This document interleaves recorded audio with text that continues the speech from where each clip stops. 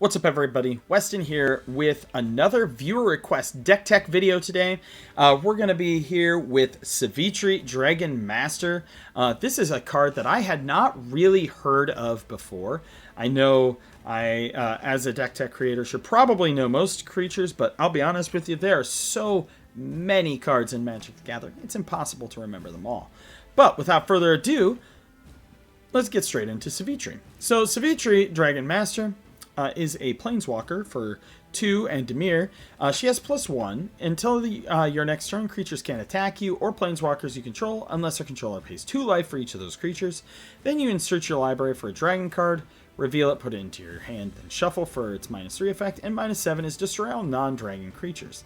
And she can be your commander. So obviously she's going to be dragon themed, but I wanted to play a few very strong dragons to tutor up with her, and then I wanted to play mostly control. So this is a high budget deck that I did, but I wanted to give the person who requested it kind of like a look at what one aspect that you might be able to do. She's not dragon fully dragon themed, but we do have some powerful dragons in here. So we do have 3 other Planeswalkers. We got Kesmina. It makes it so spells your opponents cast a target, a creature or Planeswalker you control costs 2 more, essentially giving them Spell Ward, if you will, Spell Ward 2. And then you can create a blue wizard, and then you can loot. Narset, everybody knows what this game changer does. Each opponent can't draw more than 1 card each turn. You can look at the top 4 cards of your library. You can reveal a non-land, non-creature, put it into your hand, put the rest on the bottom in any order. Then we have ourselves Ugin the Spirit Dragon, the one, the only, the original. Ugin the Spirit Dragon, he deals 3 damage to any target. You can exile permanents with converted mana cost of X or less that are 1 or more color. And then -10 essentially says win the game. You gain 7 life, draw 7 cards, put up to 7 permanent cards from your hand onto the battlefield. See? Win the game. Alright, for our creatures. So for our big bomb dragons, right? Because we do want some in here. We have our Ancient Brass Dragon. We have Ancient Silver Dragon. We have Kokoshu. We have Junji. And then we have Kiega. And then we have Skithrix. And then Transcendent Dragon as well. We do have, technically, this guy, Renari, Merchant of Marvels. He makes it so you can cast dragon spells and artifact spells as though they have flash. And you can choose background. So let's go over our dragons first, shall we? So Ancient Brass Dragon, when he hits people, he's part of the Ancient Dragon series from the Baldur's Gate stuff. And you roll a d20, and when you do, any number of target creature cards with total mana value X or less from graveyards onto the battlefield under your turn, or under your control. Any graveyard. Ancient Silver Dragon, you roll the d20, you draw that many cards, you have no maximum hand size the rest of the game. Junji says, Flying Menace, when it dies, each opponent you can choose one. Each opponent discards 2 cards, and you lose 2 life. Or put target non-dragon creature card from a graveyard onto the battlefield under your control, and you lose 2 life. Then we have Kiega, the Tide Star. Flying, and when Kiega dies, you gain control of target creature. We have Dragon Turtle, which is flash and drag below. When Dragon Turtle enters the battlefield, tap it and up to 1 other target creature an opponent controls. Neither untaps. Then we have Icefall Regent, flying, and when he enters the battlefield, tap target creature an opponent controls. That creature doesn't untap during its controller's untap step for as long as you control Icefall Regent.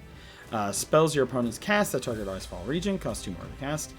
We are running Displacer Kitten in here, so you can blink your Icefall Regent a bunch, and they will remember because Icefall Regent is still under control. We do have Clever Impersonator in here for cloning effect, as well as for Phyrexian Metamorph. You can clone your Kiega, let your clone die, and then steal something of someone's. Kokoshu is a classic. And for a while, if I recall correctly, was banned in Commander. Flying, and when Kokoshu the Evening Star dies, each opponent loses 5 life. You gain life equal to life lost this way. So you'll gain 15 for each of them losing 5. Then we have the Notion Thief. You know, you can get it so that way you get to draw cards and your opponents can't. We already went over Renari and Phyrexian Metamorph. We have Roaming Throne. Makes your triggers trigger again.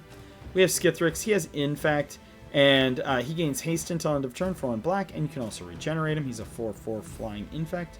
Spark Double. You can clone something, except it's not legendary, and it gets a 1/1 counter on it. And then Transcendent Dragon is a 4/3 for 6 flash flying, and when this creature enters, if you cast it, counter target spell. If that spell is countered this way, exile it instead of putting it into its owner's graveyard. Then you may cast that spell without paying its mana cost. So wait for somebody to have some big bomb that they tap out for, you play this spell, and then you get it. For our sorceries, we are running Blasphemous Edict, so we can kill lots of creatures. We ourselves are not running a whole bunch of creatures. We have Contentious Plan for some proliferate for our Planeswalker. Crux of Fate, you can destroy all non-dragon creatures or all dragon creatures. Dread Return brings back creatures. Reanimate, bring back creature. We have Settle the Score in here. Exile a creature, put 2 loyalty counters on a Planeswalker you control. Drown an Ichor. Target creature gets -4/-4, and you proliferate. Feed the Swarm. You all know it. It breaks the color pie. You can destroy a creature or enchantment, lose life equal to its mana value. Raise the Palisades. Choose a creature type, or return all creatures that aren't of the chosen type. So choose, something that choose dragon, and then return the rest. Tezzeret's Gambit, draw 2, proliferate. Toxic Deluge needs no introduction. Instants. We do have quite a bit of package in here. So we do have Aetherize, return all attacking creatures that are on their hand. We're trying to prevent see the control aspects in here. We're running lots of removal, lots of attack denial. We have Aether Spout to do the same thing. We do have some counter magic in here with Mana Drain, Arcane Denial, Counter Squall, right? As well as Soul Manipulation's first mode. You can also return a creature card from your graveyard to your hand with it. We have Dark Ritual, help us get some stuff out faster. Go for the Throat for removal, Hero's Downfall, Infernal Grasp. Opt is in here for just a little bit of scry draw. Rapid Hybridization and Pongify for more removal. Withering Torment blows up an enchantment or a creature. And Sun Spoiling. This card is very strong. Split second, so it can't be countered, ends the stack, and until end of turn, creatures target player controls lose all abilities and have base toughness over 2.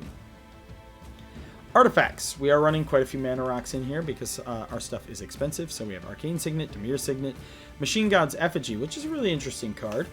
Shout out to Phil from MTG Goldfish, who is the first person I saw play this card. I had not heard of it prior to that because I didn't play a whole lot of Brothers War, and this card's really good. You can have it enter the battlefield as a copy of any creature on the battlefield, except it's an artifact and has tap 1 blue.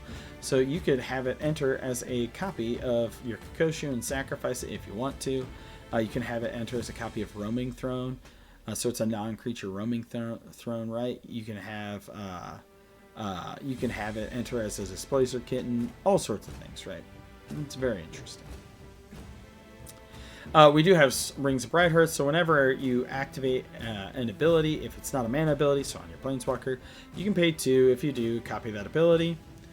Soul Rings in here, Talismans in here. The Chain Veil at the beginning of your end step. If you didn't activate the loyalty ability of a Planeswalker this turn, you lose 2 life, and you can tap 4 for each Planeswalker you control.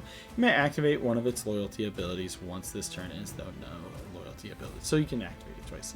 And then the Soul Stone in here for some expensive reanimation. This card's $80. No Spider-Man got opened, and so it's going to stay expensive. Enchantments, we got Kaya's Ghost Form. We got Liliana's Talent, which makes it so all Planeswalkers, or the Enchanted Planeswalker, sorry, has -8, put all creatures, cards from graveyards onto the battlefield under control. And whenever a creature deals damage to the Enchanted Planeswalker, destroy that creature.